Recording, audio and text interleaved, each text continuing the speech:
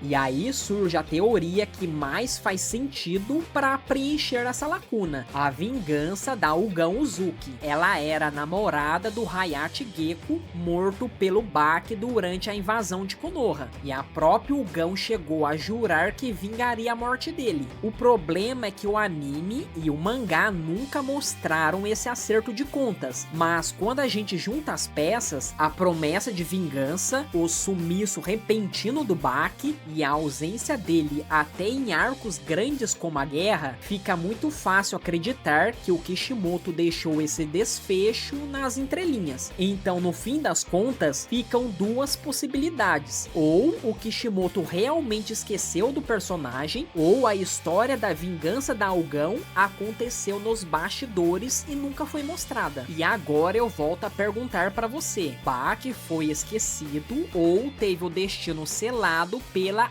Ugan? Comenta aí qual teoria você acredita mais. Antes de sair do vídeo, deixa o like e se inscreve aqui no canal, porque isso ajuda esse vídeo a chegar em mais pessoas. E se quiser apoiar ainda mais, considera virar membro do canal. Tem opções bem acessíveis e você ainda ganha vantagens exclusivas. Não sai daqui ainda não, já tem outro vídeo aparecendo na tela agora. Clica nele e vem comigo continuar continuar explorando os mistérios do mundo ninja. Muito obrigado por assistir até aqui, valeu, tamo junto e até a próxima!